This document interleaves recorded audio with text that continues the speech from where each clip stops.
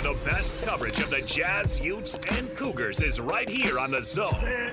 This is JJ and Alex on 97.5, the KSL Sports Zone. All right, everybody, welcome back.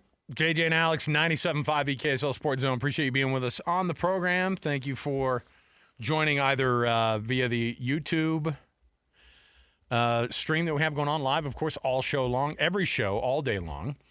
On the KSL Sports Zone. Just go to the KSL Sports page on YouTube. You can go check it out. And you can also just download podcasts wherever the podcasts are found as well. So awesome to be able to dip in that way. If you miss any part of the show or any part of any of the shows all day long on the KSL Sports Zone, just go to the KSL Sports web page right there. Jump in there, see the podcast episodes there, or just find them wherever you find your podcast. Speaking of joining via video, he's joining us. You can see him on the YouTube page as well. Jonathan Tavernari, former BYU forward and current amazing dude who's joining us every week. So we appreciate him always dipping in and giving us his thoughts here. JT, thanks for being with us, man. And now YouTube star. You've There you go, that one. You're live. The numbers are going up. They're already just They're firing all the way up here. As we get oh, there we go. I was like waiting because there was a shoulder. I only saw your shoulder. Now we got you. All right, JT.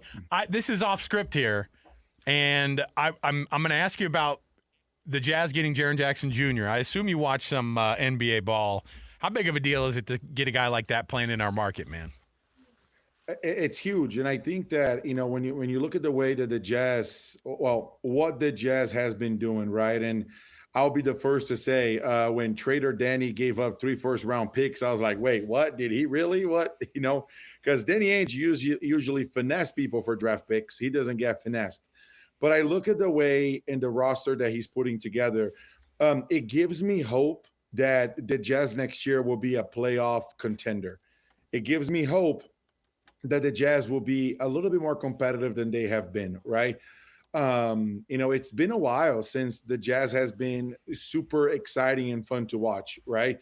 And, I look back to the last years with Rudy and Donovan Mitchell, and at least it was super exciting to watch because you knew that they were going to make a run in the playoffs and anything can happen. And it just hasn't been like that, disappointment with the lottery and, some way, somehow dropping to 5th when you have, almost 15% of odds to be able to win the lottery. And so I think it's exciting. And when you look at the core that they're getting together, right, with Keontae, with Ace Bailey, and then Laurie, and then Jaren Jackson, and then Walker Kessler with, Nurkic as a backup. And a lot of the backups that they have, and that's a playoff team. And I think that, Salt Lake is an incredible playoff market. Delta Center has never, been off a top 5 list when it comes to playoff moments. Both of you have covered a lot of playoff games. JJ, I remember back when I was at BYU, a lot was happening with the Jazz. And to be able to be exciting in that environment, I think it's super fun. And, I definitely miss it. So I'm excited about this trade. Yeah, I think that's the most important, JT, is you have a fan base that's kind of fallen asleep. And when you have to go through a rebuild, a long, painful rebuild, and you're playing 82 games a year and you don't think they're going to win any of them, it's tough to get people excited about it. But this trade gets people excited. It makes this team competitive again.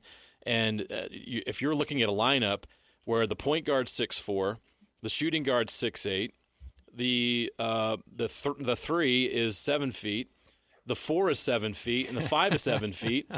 I mean, you, as a player, JT, you're looking at that. Is that a little intimidating? Definitely going to have to shoot a little bit higher to make some of those shots. You have to put a little more arch on your shot, huh? Yeah. And so, but I think to your point, right, JJ, I mean, borderline, that's like 3 all-stars, right? Keontae is in an incredible ascension. Yeah. Ace Bailey is playing out of his mind. Laurie has been an all-star. Jaren Jackson, defensive player of the year, has been an all-star. Walker Kessler is certainly one of the best young centers in the game. You could even say one of the best centers in the game, period. And so, it's a very exciting team. 3 20-plus point scorers on your starting lineup, and so it's an exciting time. You know, I wish that the Jazz had pulled the trigger on this a little bit sooner, but obviously the trade deadline, it's what triggers some of this stuff. And but excited to see what happens. And Delta Center basketball, when the Jazz is rocking, very few places compare like it. You know what I mean? When the fans are in it, Utah, Salt Lake is a basketball city. Obviously it gets knocked down a lot, and especially on the James Harden destination list is definitely not on the top, if you catch my drift. And but it's an incredible venue for when playoff basketball is happening. Well, let's talk a little bit more about this BYU team, of course, who's firing off at Stillwater tonight against the Pokes of Oklahoma State. That's between a couple of massive games. Of course, they were in Kansas at Allen Fieldhouse last weekend, and that was a tough one. That was a tough one to watch that first half and how it went down, and they were down by a lot very, very quickly. Richie had a career day, and it wasn't enough. We talked about how every one of these guys, especially against teams like Kansas, has to be on. Your thoughts on that game at Kansas? Now they've lost 2 in a row, and of course, those are really great teams to lose to, but at the same time, they seem like they need to find some mojo right now. Yeah, I definitely agree with you. A few things can be true at the same time. AJ can be the number 1 prospect in the country, while Darren Peterson also outplayed him. I think that's fair. While it's also fair to say that Richie Saunders was the best player on the floor at that game. And so I think those are all fair things to say. I've mentioned this a few times, but I'll reiterate. BYU, the way that the roster is right now, that's not the roster that they were hoping to have.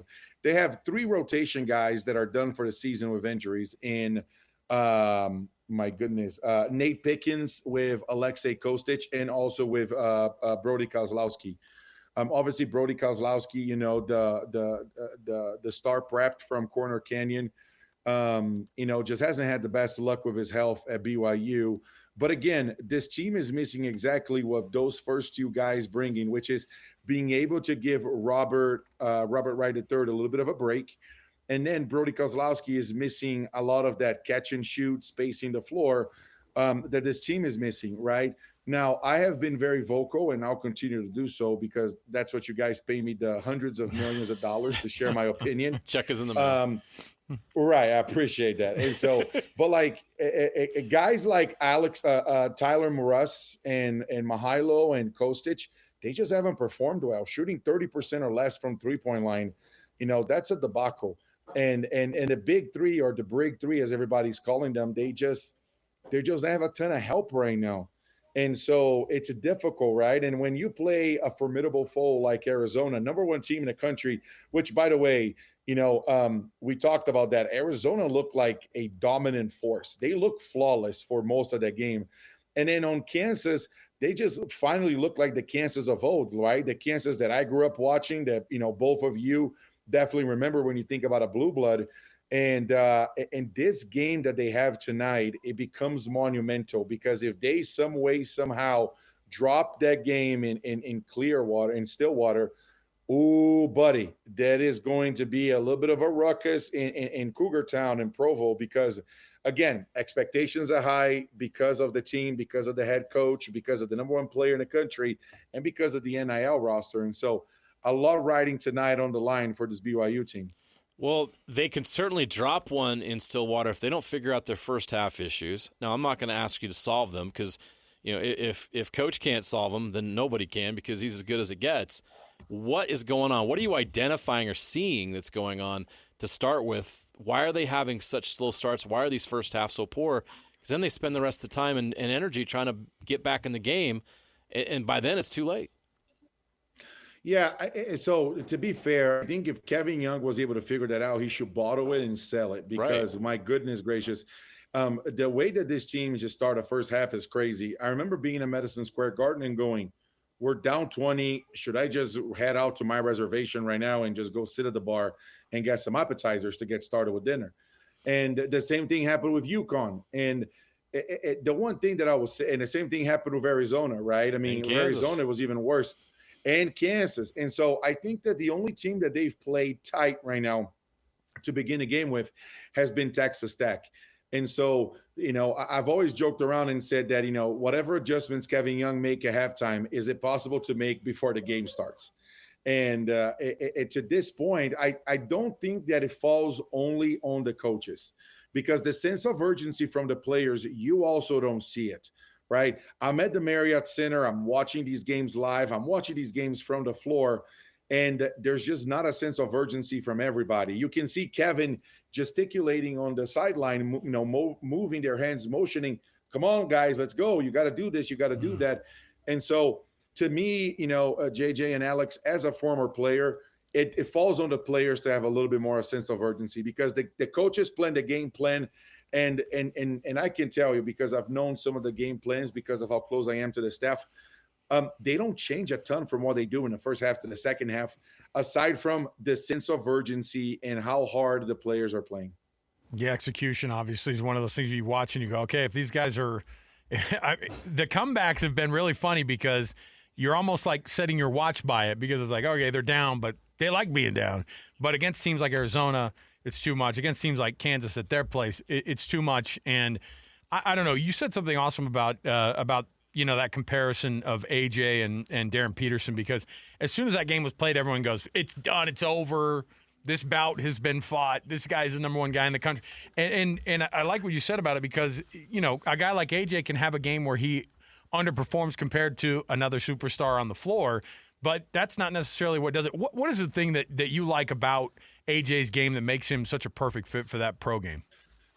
To me, it's the ceiling and his potential. Right now, both of you have had experts on the show that know more about basketball than that will forget more about basketball than I'll ever learn. And a lot of them compare AJ to Tracy McGrady, right? I actually don't like that comparison a ton. To me, I prefer the Penny Hardaway comparison, because AJ's ball handling is not super tight. What do I mean by that? When you see AJ dribbling the ball, his dribble is high. It's above his waist. And so, in my opinion, if I were an NBA, front office guy, I would draft AJ and say, my guy, you're the point guard of the future. We're going to tighten your handles. Whoever Steph Curry dribbles with, we're going to hire that guy. We're going to get you some nice handles, because AJ has the length, AJ has the touch, AJ has the court vision. Now, out of all of those things, shooting and dribbling are the least difficult to improve. And then you look at his height. I think he might end up being 6'10". He's over 6'9" right now. I think when it's all said and done, he might be 6'10 and a half, almost 6'11 with shoes on. Wow. Still growing. Richie Saunders. And then my question for you guys is, how do you stop a guard that is 6'11" with shoes on, with handles, and with the jump shot that he has? Yeah. Well, it reminds me of Giannis, right? Or KD when he was at his height too. That's a guy who Giannis is a guy that could bring the ball up and down the court if he needed to, and you get some head of steam, and you're not going to stop him in the lane. So that's right. You can dominate absolutely if you're AJ and you start to tighten your hand. And if you can be ball dominant as AJ, you can just absolutely dominate in the NBA. There's no question about it. Richie Saunders was awesome at Kansas, and he made himself a lot of money because a lot of scouts were watching that game, looking at the other two guys, and the best player on the floor, as you said, was Richie Saunders with 33 points, a career high. What skills does he have that translate to the NBA? What is it about him that you think will make a good fit in the league? Because his stock is obviously rising. Absolutely. I can say this because it's a Utah show. It reminds me, Richie reminds me of Simone Fontecchio from the Jazz, where he has the length, he has the skills to catch and shoot, to drive. I'm very close to Simone, and I don't want to say that AJ is better than Simone, because Simone was doing, he was performing at the EuroLeague level, like an all-world player. And, I agree with you. I think Richie has made himself a lot of money. I would say that I see Richie Saunders as a Duncan Robinson with better handles, more skilled, and a little bit more quickness, right? Duncan Robinson plays a lot of the 3 and the 4. I can see Richie playing the 4 in the NBA. And so, can Richie get to an Austin Reeves level? I don't think so.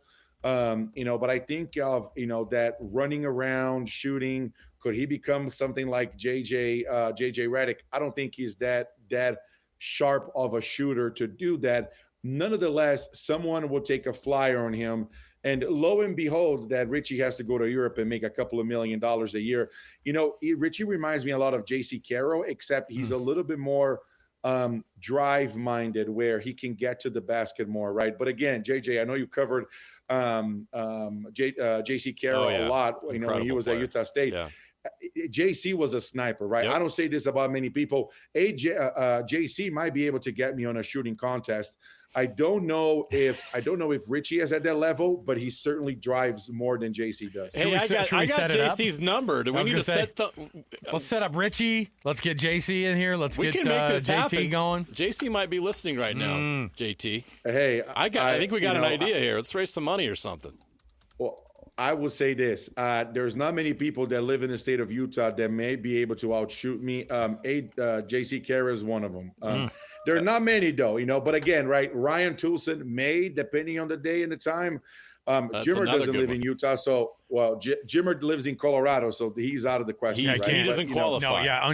Not allowed. Not allowed. But everybody else, I like my chances against everybody else. That's a heck of a list right there. There's been some incredible shooters in this state over the years. Yeah, awesome. Jonathan Tavernari, of course, joins us on the program as he does every week and gives us awesome insights. He very rarely does the self-deprecating thing, by the way, and he did it and said that, there's a lot of people out there who know more hoop than I do. But guess what? You know more about hoop than a lot of folks that we've ever talked to, and so it's always good to get the insights, and we appreciate you joining us on the program. As usual, we'll talk to you next week, JT, and have fun watching this one at Stillwater tonight, and then we'll catch up again, that Houston matchup. I didn't want to bring it up too much because you got to get what's in front of you, but we'll see how that goes. We'll chat about that one next week. Dave Rose always said that, the most important game is the next one. And look, JJ, what I just got in the mail, the check. So I appreciate it, guys. I will be on the show next week because I am up to date on my payments. I appreciate you guys. Prepaid. All right, there you go, JT. Thanks, man. We appreciate it. Jonathan Tavernari. Glad the check cleared. Well, we hasn't gone to the bank yet. That could be funny money. You don't know. Don't know. Somebody in the booth better hurry up. Yeah, Napolis faked a signature for Nate. You better get to the credit union before it's too late. Everybody's like, a check? What is this? What are we at the grocery store, 1990, with my mom? Remember when they did that? They bust out the checks? They still have the little tables you can pull out there to. You're like, what are you doing? I don't think anyone. I don't know. I occasionally see someone, and I mean, I'm not gonna. They're usually older. They pull the checkbook out and they pull a little table out and they get a pen and they. I bagged groceries the beginning of my career. The beginning of your career as a human, that's where I got Social Security started. You had a grocery store career that I didn't know did. About? I bagged groceries at Albertsons in Mukilteo, Washington. But here's the deal: nice. People would get the checks out. Okay? Yeah. And then here's the other thing happened. We walked almost everybody out to their car and put their groceries in the car for them. That was the old way of doing things. It's not a thing anymore. And we were not allowed to take a tip. I will say one time I did take a tip. It was a full loaf of French bread. They gave you a loaf? The lady goes, I want to give you some money. I said, I can't if they see me taking this money. You're at work. What are you going to do with the loaf? Oh, I was a fat guy. Are you kidding me? I ate that entire thing for lunch. You didn't even make it back to the store? No, I got it was my lunch for that day. A loaf of French bread was your lunch? 1,200 calories of pure carbs. 1,200? I was loading. You were definitely loading. I was carb loading for that race I had. Just 1,200 calories in a slice, let alone the loaf. I probably hollowed it out and put some... you had to put some kind of spread on it, right? That pressed pastrami. It was like 80 cents or 50 cents a bag for those little things. All right. Yeah, there were some struggle meals that we could share.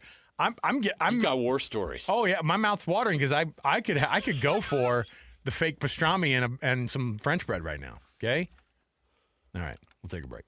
We'll come back when we return. We got ourselves more to chat about around the corner. It's our NFL Blitz. Yes, a lot going on, of course, on a Super Bowl week. We'll get you ready for that. Plus anything else that is happening in the NFL news. Stay right here. 97.5 BKSL Sports Zone. All the latest news and notes from the league and the locals in the NFL. JJ and Alex bring you the NFL Blitz on 97.5, the KSL Sports Zone. Welcome back, everybody.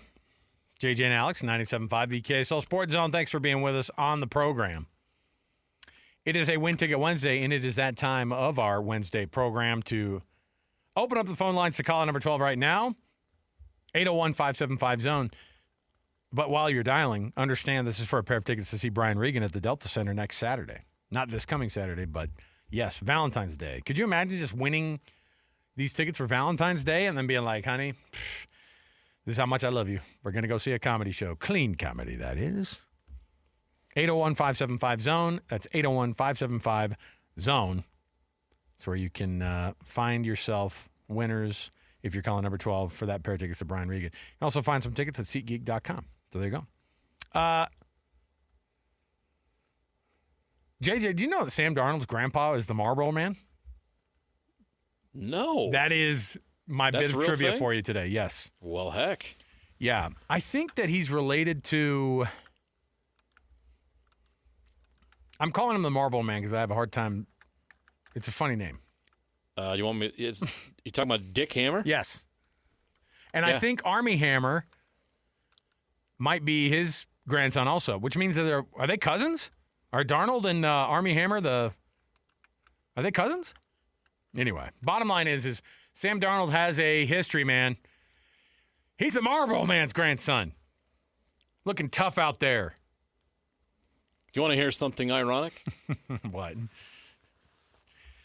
Dick Hammer. Yeah. The Marlboro Man. Yep. Died of lung cancer at the age of 69. No way. Yeah. You're saying that on site when filming those commercials, they didn't have him smoke the fake ones that they have nowadays? Real. He was truly the Marlboro Man. Oh my goodness. I don't think he got it from asbestos. Well, we hardly knew you, Marlboro Man. Yeah, think about how wild that is. Everything that was in the 80s and 90s, JJ, 80s and into the early 90s. Think about everything that we had in front of us, like any racing car that was out there. Like had Marlboro was everywhere. Marlboro was on you get half Sports of the Illustrated and Marlboro Man ads were in the Sports Illustrated. Man. Sam Darnold's grandpa right there. So there you go. Yeah, famously died in 1999 from, you guessed it, lung cancer. What's the difference between dying and famously dying?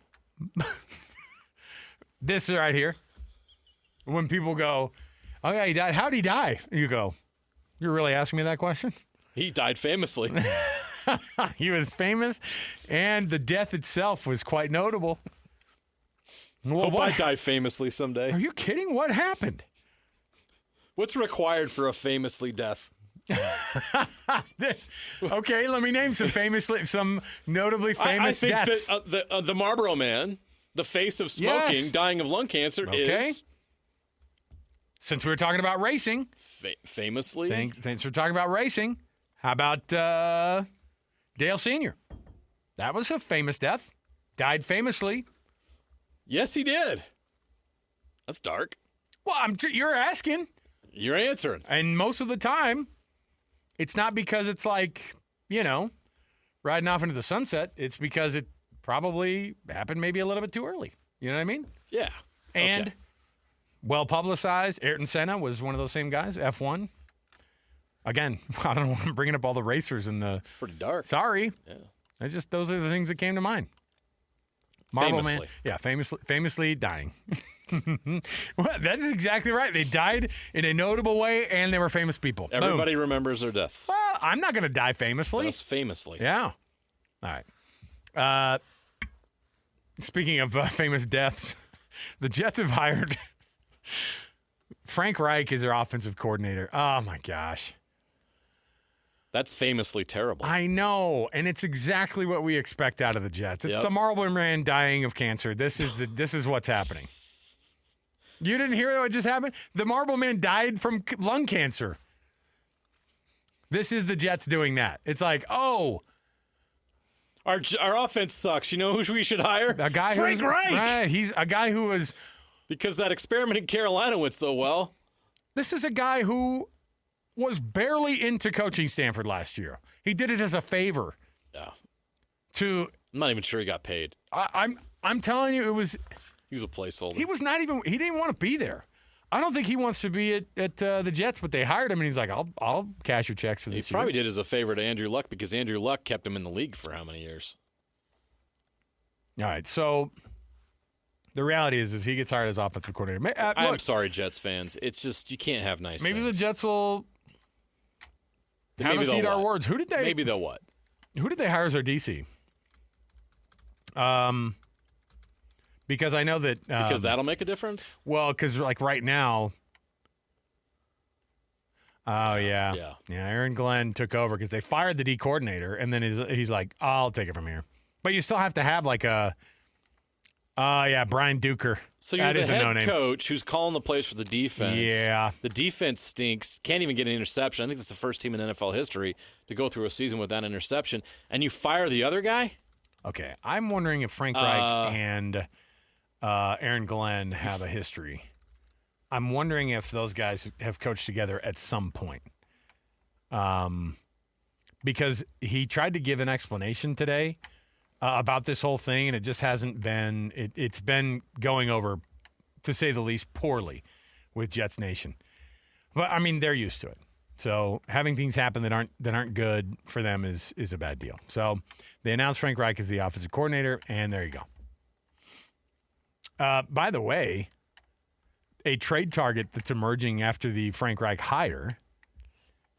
Speaking of guys who are in the Frank Reich, I guess, quarterback tree of mediocrity, Jacoby Brissett is on. Everybody reporting that Jacoby Brissett could be a potential target for the Jets in the offseason. Like, what? Is that an exciting move? Come on. Well, of course not. But Jacoby Brissett's actually really solid. Well, he certainly came in and outperformed. He was better than Kyler Murray Yeah, with the Kyler Cardinals Murray was last not. year. I mean. But no, I mean that's not your future. He's not. He's in those commercials for a reason. The backup commercials. Oh, yeah, the backup. Went 1-11 this year when he took over for Kyler Murray. But I think that team would have gone 1-11 with anybody. You could have had Tom Brady on that team, and they would have sucked. They would have gone 1-11 with Frank Reich as the offensive coordinator. Absolutely. Right. Okay, so there you go. So yeah, Aaron Glenn, he came out on Twitter and he made not on Twitter, but he made this statement. This was tweeted out by one of the beat writers. Frank has a rare combination of experience. This is Aaron Glenn commenting on it. Rare combination of experience, creativity, and calm under pressure. He's lived this game from every angle as a quarterback and also as a coach, and he's unique in his ability to see the game for what it is right now and adapt when appropriate. Frank understands the offenses and how to utilize the strength of players. I'm looking forward to how he will help this team have success. Is he just reading off his LinkedIn profile? No, this is somebody who from the Jets communications department goes, Coach, can I put your name on this? And he reads it over and goes, yeah, sure. Send it. Send it. Just like you can send it next year for the Jets. It's not I can't imagine Aaron Glenn sitting down and writing that out. All right. Speaking of offensive coordinators, Brian Angelico is being hired as the OC at the Steelers. Is that good for Mike McCarthy? Now Mike McCarthy's going to be the guy with the Denny's menu in front of his face when he when he calls it's the same thing we've been talking about. These head coaches that call plays, I mean, they hire OCs, but like, what do they do? Yeah. Hey, if you wanted to get some stats from last night's Pro Bowl game, I told you I knew it was going to be a blowout, a high scoring affair, even though I didn't watch it. The NFC did win the game last night, 66-52. Did you have to put that in your? Did that? Well, I had to show the Garrett Bowles. Play that was taken away. Pickens with that sweet touchdown catch too. That showed up. Yeah, but all these guys when they're wearing beanies and hats, nobody wants to watch these guys doing it in shorts and flags. No. Sorry. It's pretty funny. So 66-52, the NFC gets the W. If you're wondering, 3 catches for 39 yards and a touchdown for George Pickens. Come on. We did yardage. All right, so there you go. Next up on the NFL Blitz here. The Seahawks-Patriots Super Bowl has been a difficult go for the folks at Fanatics. Did you see this whole debacle? No. They have not been able to. They had to put out an apology statement to fans. Fanatics, like the largest retail sports sales website in the world, like in terms of all the jerseys and all this. They could not keep up. They said, we apologize. We were not able to keep up with the demand for the jerseys for the Seahawks and the Patriots. And the reason this came up was because people were taking pictures of the Super Bowl, the fan store at the Super Bowl itself. And they were showing them, and they were like, what teams are these colors? And it was like their, deep cut, like fan fun jerseys, like the colors that made no sense. They weren't any colors that they had to get them out of the closet and put them up. And they had all these Super Bowl specific jerseys that were colors of the Super Bowl, which you aren't thinking to yourself, what a great color palette. It's like this pinkish and greenish and orange Super Bowl LX, jerseys. And so Fanatics had to put out an apology. And I think the reality is that they just weren't expecting the Seahawks and the Patriots to be in the Super Bowl when they had to make these orders. They were like, give me double the orders of Chiefs, Eagles, Bills, 49ers even. Throw all those teams in there. Give me the Rams. All those had plenty of jerseys to sell. They were not expecting the push. And so the apology from Fanatics happened today and said, we will do better. So there you go. Fanatics has had some tough situations. Well, we put them in a tough one here. I give them a little bit of the benefit of the doubt on the hockey sweaters here because that happened quickly. You know what I mean? Like, that was a quick turnaround. So, all right. Wasn't there a baseball uniform issue they had? Oh, is it like they got cotton instead of the polyester? There's some low-quality stuff, lack of availability of jerseys. That was a Costanza reference. Paul O'Neill sweating his butt off out there in the cotton. Yep. That's what got him fired. Whose idea were these cotton jerseys? All right, let's take a break. When we come back, by the way, when we return, it's that time of the day for us to give out our key word for you to be able to win that 75-inch smart TV, courtesy of the folks at KSL Sports. We're giving one away, and all you have to do is listen in, type in that keyword at kslsports.com/contests, and then you get yourself extra entries. The more you enter, the more chances you have to win. So there you go. That keyword, we're going to give it out next. Top 10 next, also 97.5 the KSL Sports Zone. Accessing. When TV and radio collide. Love it. Wow. This is what you get. You're listening to JJ and Alex. Don't touch that dial. On 97.5, the KSL Sports Zone. All right, everybody, welcome back. JJ and Alex, 97.5 the KSL Sports Zone. Thanks for being on the program. We are excited to be able to bring to you right now that time of the week of us giving you out the 75-inch TV smart television contest keyword. That's right. How does it work, JJ? Well, you just go to kslsports.com/contests, plural, and you can throw some entries in there, and you hear this keyword from us right now, and then you're able to get yourself a new TV, a new 75-inch smart TV for the big game, and also for the opening ceremonies of a different sporting event. See what I did there? Very good. I think you cleared all the obstacles there very well. We'll go with the multi-international sporting events with this one. The keyword is torch. Torch. Although that could work for like a defensive back in the big game as well. Yeah, or you get torched by a pass and. Oh yeah, that's what I'm saying. Yeah. No. Yeah. Torch at kslsports.com/contests, and then you can get yourself going there.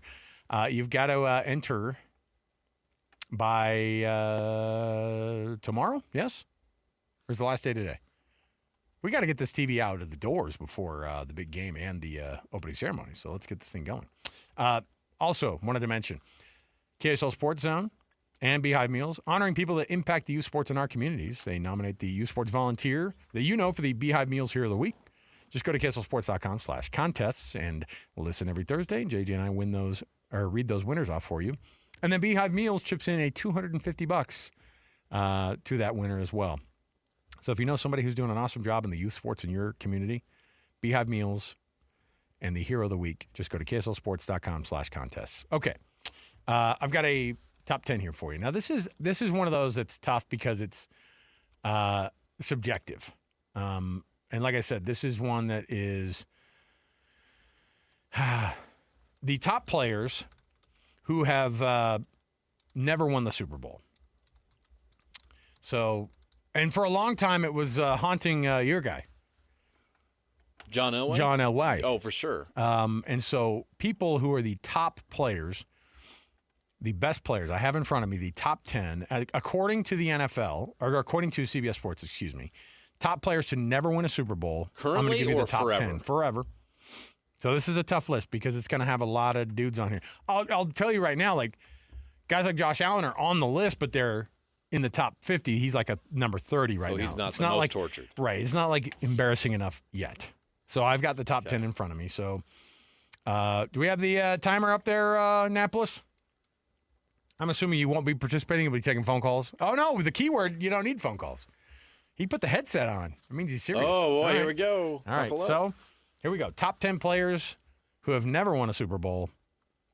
10-1. Here we go. On your mark. Get set. Go. Dan Marino. Ding. Dan Fouts. Ooh. Looking. That took too long. That's all right. Oh, man. Now who do we got? Mm-hmm. O.J. Simpson.